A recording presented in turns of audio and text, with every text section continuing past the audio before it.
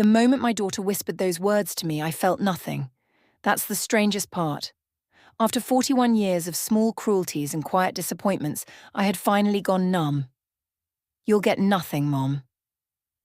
She said it softly, almost sweetly, the way she used to tell me she hated the lunches I packed for her when she was 9. Same tone, same smile that didn't reach her eyes. I sat in that leather chair in Gregory's office, my hands folded in my lap, and I simply looked at her, my daughter, my only child, the baby I nearly died bringing into this world. She was 41 years old, and she was sitting there with her boyfriend's hand on her knee, smirking at me like I was something to be scraped off her shoe. Gregory cleared his throat and turned to the next page. I watched my daughter's face as he read. I watched the smirk melt away. I watched her lips part, her eyes widen, her skin turn the color of old paper. She looked at me then, really looked at me, and for the first time in decades she had no words. But I'm getting ahead of myself. Let me go back. Let me tell you how we got to that room. 6 months before the will reading, my husband Harold was still alive. He was 72 years old, and he was dying. The doctor delivered the news in Harold's study, the same room where he'd built his empire. Pancreatic cancer, stage 4. Maybe 6 months, probably less. Harold took my hand when the doctor left. He didn't cry. He just looked at me and said, "Well, Maggie, I suppose we should make the most of what's left." That was Harold. Practical to the end. We'd been married for 42 years. I was a schoolteacher when we met. 26 years old, living in a tiny apartment with a hot plate and dreams of traveling the world. He was 30, just starting his pharmaceutical company, working 18-hour days and eating cold pizza for dinner. We met at a laundromat. He asked me to watch his clothes while he ran to get quarters. When he came back, I'd folded everything. "You didn't have to do that," he said. "I know," I told him. He took me to dinner that night. We were married 4 months later. Everyone said it wouldn't last. His family thought I was after his potential. My family thought he was too ambitious, too focused on work to make a good husband.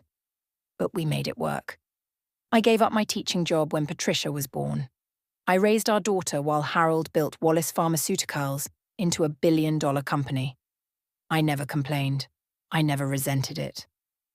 That was the deal we made, and I kept my end. But somewhere along the way, I lost my daughter. I don't know when it started. Maybe when she was a teenager and started caring about labels and country clubs and which families had old money versus new. Maybe when she went to college and her roommates asked what her mother did, and she had to say nothing. Maybe when she realized that in the world she wanted to belong to, I would always be a liability. By the time she was 30, she barely spoke to me. She'd visit Harold at the office, meet him for lunch at his club, fly with him to conferences in Europe. But she never called me, never visited when he wasn't home. When she got married the first time, she asked Harold to walk her down the aisle. She asked her college roommate to help her get ready. I sat in the front row like a guest. I told myself it was a phase. I told myself she'd come around. I told myself a lot of things. The day after Harold's diagnosis, Patricia called. I answered the phone and heard her voice go flat the moment she realized it was me. "Is Daddy there?" "He's resting. Can I give him a message?" A pause. "Just tell him I called." "Patricia," I said, "we got some news yesterday about his health. I think you should come home so we can talk as a family." Another pause. "I'll call him later." She hung up. That night, my best friend Diane came over. We'd known each other since we were 7 years old, back when we used to catch fireflies in mason jars and dream about our future husbands. She sat with me in the kitchen and let me cry.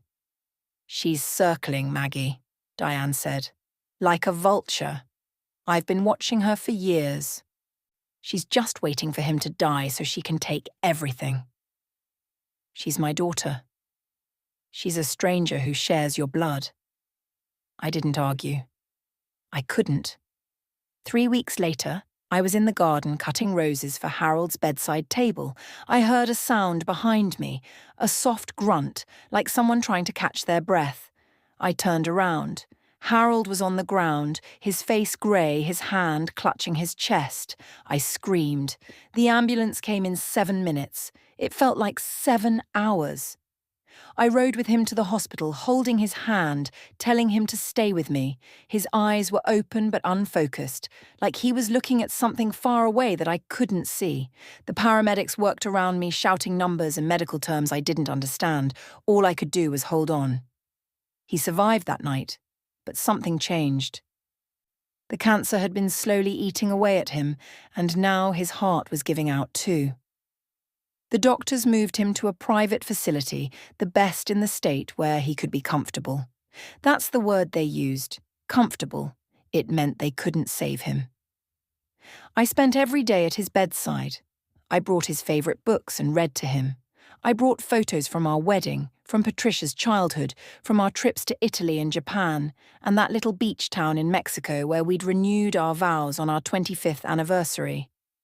I talked to him about everything and nothing. I just wanted him to hear my voice. Patricia visited once a week, sometimes twice. She'd breeze in with flowers and expensive chocolates, kiss her father's forehead, and sit with him for exactly 1 hour. She always checked her watch. She always had somewhere else to be. But she had plenty of time for questions. "Daddy, where do you keep the documents for the house? Daddy, what's the password for your investment accounts? Daddy, have you talked to Gregory lately about your estate?" I sat in the corner and said nothing. Harold answered her questions patiently, his voice weak but steady. He never seemed to notice the pattern, or maybe he just didn't want to see it. One night, I was walking back from the cafeteria when I heard Patricia's voice drifting from around the corner. She was on the phone, pacing by the window, her back to me. "6 months, tops," she said. "Then we're free." She laughed at something the other person said. Carter, probably. They'd been dating for about a year, ever since he showed up at one of her charity events. He was handsome and charming and 15 years younger than her. He was also broke. I'd looked into him. Old habits from 40 years of being married to a businessman. "I know, baby," Patricia said. "Just be patient. It's almost over." I stood there in the hallway, my coffee growing cold in my hands. My daughter was talking about her father's death like it was an inconvenience she had to wait out, like he was a problem that would soon solve itself. I went back to Harold's room and sat beside him. He was asleep, his breathing shallow and ragged. I took his hand and held it against my cheek and cried without making a sound. A few days later, Harold had a good day. His colour was better, his voice was stronger, and he asked me to help him sit up. He wanted to see Gregory, alone. I didn't question it. Gregory had been our attorney for 25 years. He'd handled everything from business contracts to our personal estate. I assumed Harold wanted to go over some final details, make sure everything was in order. Gregory arrived in the afternoon. I stepped out and took a walk around the facility grounds, watching the leaves fall from the oak trees. When I came back an hour later, Gregory was gone. Harold was tired but peaceful. He took my hand and squeezed it. "I've always known, Maggie," he said. "I just didn't want to see it." I waited for him to explain. He didn't. "Known what?" I asked. He just shook his head and closed his eyes. "I should have been braver. I should have protected you." I didn't understand. I told him there was nothing to protect me from. I told him we'd had a wonderful life together, that I regretted nothing, that I'd marry him again in a heartbeat. He smiled. "I know you would. That's what makes it worse." He fell asleep after that. I sat with him until the sun went down, replaying his words in my head, trying to make sense of them. The weeks passed. Harold grew weaker. Patricia grew bolder. She started coming to the house when I was at the hospital. Rosa, our housekeeper of 15 years, told me in whispers. She said Patricia went through Harold's study, opened drawers, took photographs of documents. She asked Rosa questions about my schedule, my habits, who I talked to on the phone. "She asked me to report on you," Rosa said, "to tell her if you did anything suspicious." What did you say? Rosa lifted her chin. I told her I don't work for her. I hugged her. She was more family to me than my own daughter. Diane came over that weekend. She was furious when I told her what was happening. You have to fight back, she said. You have to protect yourself. It's not about the money. Then what is it about? I looked out the window at the garden Harold and I had planted together 30 years ago. It's about the fact that she's still my daughter, and I don't know how to stop loving her. 2 weeks later, Harold died. Harold passed on a Tuesday night. The hospice nurse called me at 3 a.m, but I already knew. I'd been lying awake in bed, staring at the ceiling, feeling the emptiness settle over the house like a fog. I drove to the facility alone. The roads were dark and quiet, and I remember thinking how strange it was that the world just kept going. Somewhere out there, people were sleeping, dreaming, living their lives. And my husband of 42 years was gone. He looked peaceful when I saw him. His face was relaxed, the pain finally erased. I sat with him for a long time, holding his hand, telling him all the things I wished I'd said more often, that I was proud of him, that he'd given me a beautiful life, that I'd miss him every single day until I saw him again. The funeral was 4 days later. Patricia planned the whole thing. She chose the flowers, the music, the readings. She didn't ask for my input, and I didn't offer any. It was easier that way. The church was packed. Harold had touched many lives through his work, his charity, his kindness. Business partners flew in from 3 different countries. Former employees came with their families. The governor sent a representative. Patricia delivered the eulogy. She stood at the podium in her black designer dress, her hair perfect, her makeup flawless.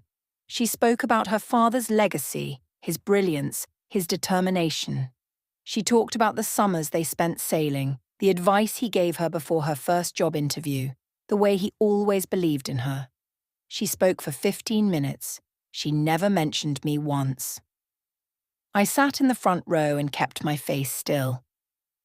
Diane was beside me, her hand gripping mine so hard I thought she might break my fingers.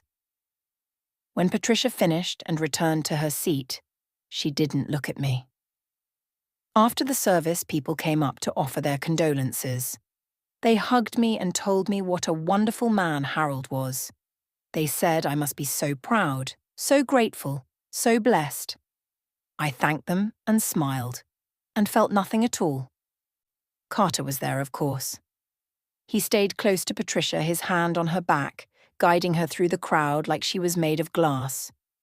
At one point, he approached me and said he was sorry for my loss. His eyes were already looking past me toward the catering table. The weeks after the funeral blurred together. There were documents to sign, accounts to close, arrangements to make. Gregory called me every few days to walk me through the process. He told me the will reading would take place in 30 days, per Harold's instructions. 30 days? I said. Why so long? It was what he wanted. He was very specific. I didn't question it. Harold always had his reasons. Patricia questioned it. She called Gregory the day after the funeral, demanding immediate access to the accounts. She called him again a week later, threatening legal action.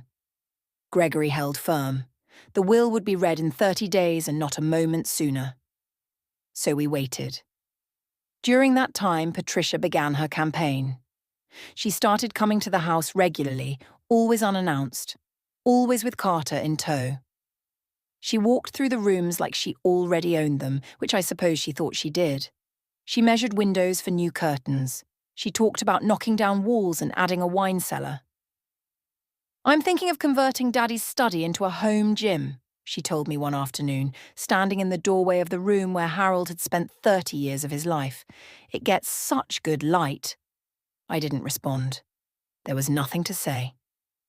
Carter wandered the house with his phone out, photographing artwork, furniture, antiques. He didn't even try to hide it. He was making an inventory, calculating his future. Diane came over every day. She brought meals I couldn't eat and sat with me while I couldn't sleep. One evening, she told me something that caught me off guard. I saw Harold, she said, a few days before he passed. He asked me to come to the facility. He never mentioned it. He asked me not to tell you. He made me promise to watch over you. He said things were going to get difficult and you'd need someone in your corner. He knew what was coming, I said. Diane nodded. He knew exactly what Patricia would do. That night, I went through Harold's desk. I wasn't looking for anything in particular. I just wanted to feel close to him. In the bottom drawer, beneath old tax returns and business cards, I found an envelope with my name on it. Inside was a letter.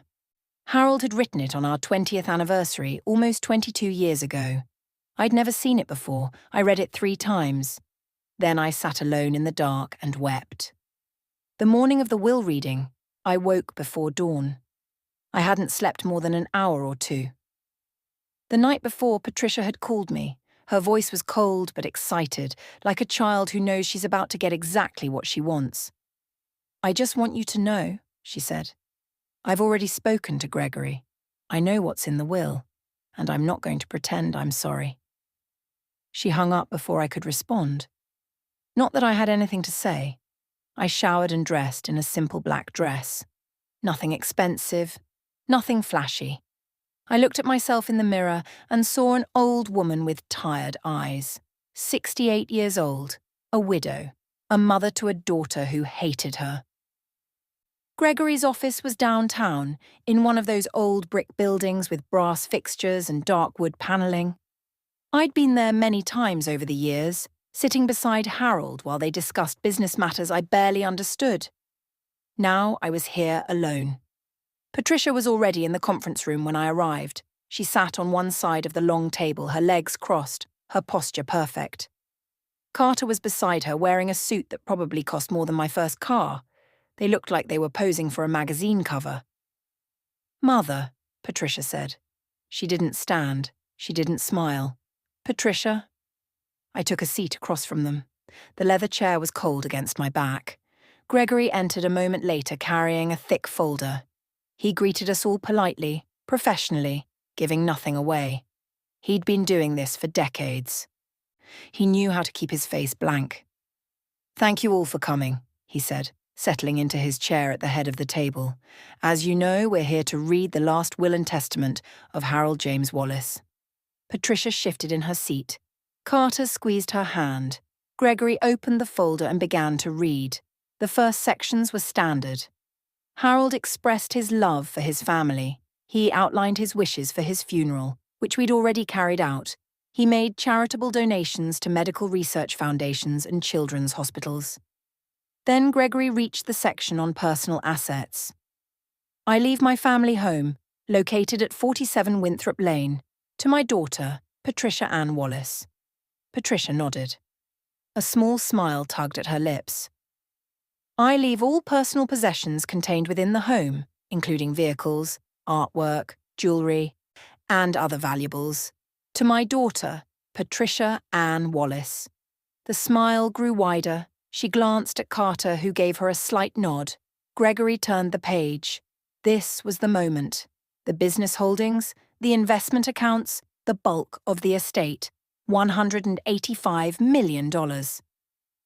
"I leave all remaining assets," Gregory read, "including but not limited to business holdings, investment portfolios, real estate properties, and liquid accounts, to my wife, Margaret Chen Wallace." Silence. Patricia's smile froze on her face. For a moment she didn't move at all. Then she laughed. "That's a mistake," she said. "Read it again." Gregory read it again. The same words. The same meaning. Patricia shot to her feet. Her chair scraped against the floor with a sound like a scream. "This is fraud," she said. Her voice was rising. Breaking. She manipulated him. He was dying. He wasn't in his right mind. Gregory remained calm. He explained that Harold had been evaluated by 3 independent physicians during the drafting of the will. All 3 confirmed he was of sound mind. The document was witnessed by 2 attorneys and notarized according to state law. It was airtight. Patricia turned to me. Her face was twisted with rage, her hands clenched into fists. "You did this," she spat. "You poisoned him against me. You turned my own father against me." I looked at her. I didn't speak. Gregory cleared his throat. "There's one more item. A personal letter from Harold to his daughter." He slid an envelope across the table. Patricia stared at it like it might bite her. "Read it," she said. "Read it out loud." Gregory hesitated, then opened the envelope. He read slowly, carefully, letting each word land. Harold wrote that he loved his daughter. He wrote that he'd always hoped she would change, that she would see her mother for the woman she truly was. But she never did. He wrote about the years of cruelty he'd witnessed, the snide comments, the exclusion, the coldness. He wrote that he blamed himself for not stopping it sooner, for being too weak, too afraid of losing her love. The letter ended with a single line. "Your mother gave me everything. You only ever wanted to take." Patricia grabbed the letter from Gregory's hands and tore it in half. Then she stormed out of the room, Carter scrambling after her. The door slammed. I sat there in the silence. My hands were trembling. Gregory reached into his folder and pulled out a small envelope.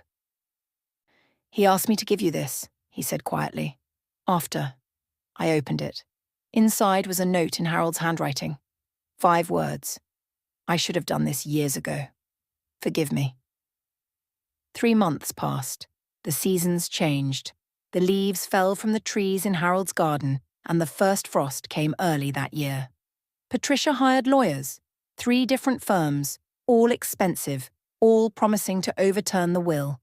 They filed motions and demanded depositions and sent letters full of words designed to intimidate. Gregory handled everything. He told me not to worry. The case was weak, and they knew it. But Patricia wasn't trying to win. She was trying to punish me. She went to the media too.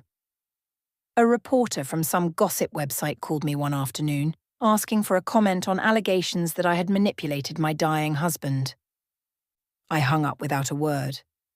The next day, there was a story online calling me a gold digger. It included a photo of me from Harold's funeral, my face gaunt and hollow. The headline said I had stolen a daughter's inheritance. Diane wanted me to fight back. She wanted me to give interviews, hire a publicist, tell my side of the story. "The truth doesn't need my help," I told her. "The truth needs all the help it can get," she said.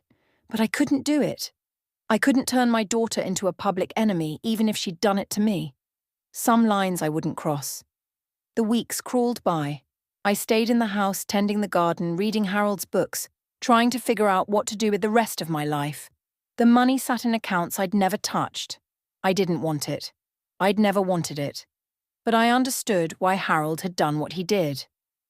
He was trying to make things right. He was trying to protect me, even from the grave. Carter disappeared somewhere around the 2nd month. Patricia stopped mentioning him. I heard from Rosa, who'd heard from the housekeeper of one of Patricia's friends, that he'd moved to Miami with a woman he met at a hotel bar. When the fortune vanished, so did he. I can't say I was surprised. I can't say I was sorry either. Then one afternoon in early December, the doorbell rang. I opened it and found my daughter standing on the porch. She looked different, thinner, paler. The polish was gone, the armor stripped away. She was wearing jeans and a sweater, no makeup, her hair pulled back in a simple ponytail. She looked like the girl I remembered from 20 years ago, before the bitterness set in. "Can I come in?" she asked. I stepped aside. We sat in the living room, the same room where she'd measured windows and planned renovations just months before. Now she sat on the edge of the sofa, her hands clasped in her lap, staring at the floor. Neither of us spoke for a long time. Finally, she looked up at me. Her eyes were red. "Did you ever love me?" The question hit me like a punch to the chest. I answered without thinking. "Every single day." She broke then. The tears came hard and fast, and her whole body shook with the force of them. She cried like a child, like the little girl who used to crawl into my bed during thunderstorms. I hadn't seen her cry like that in 30 years. I moved to sit beside her. I didn't touch her. I just waited. When she finally spoke, the words came out in pieces. She talked about always feeling like she wasn't enough. She talked about watching Harold and me together, seeing how much he loved me, and feeling like there was no room left for her. She talked about the resentment that built up year after year until it became the only thing she knew how to feel. "I don't even know why I treated you that way," she said. "It just became who I was." I listened. I didn't interrupt. I didn't defend myself or correct her memories. I just let her talk. When she was done, I took a breath. "I'm not going to pretend it didn't hurt," I said. "It did, every single time. But I never stopped loving you. I never stopped hoping you'd come back to me." She wiped her eyes with the back of her hand. "I don't deserve that." "Maybe not. But it's true anyway." We sat there in the quiet. The afternoon light was fading, casting long shadows across the room. I told her about the settlement. I'd instructed my lawyers to offer her a significant portion of the estate, enough to live comfortably for the rest of her life. But there was a condition. 1 year of family counselling, I said. "Not for the money, for us." She stared at me. "Why would you do that?" I thought about Harold's note. I thought about forgiveness and what it really meant. "Because your father asked me to forgive him. And I think this is what he meant." I held out my hand. Patricia looked at it for a long moment. I could see the war inside her, the pride and pain and fear all fighting for control. Then, slowly, she reached out and took it. Her hand was trembling. So was mine. But we held on.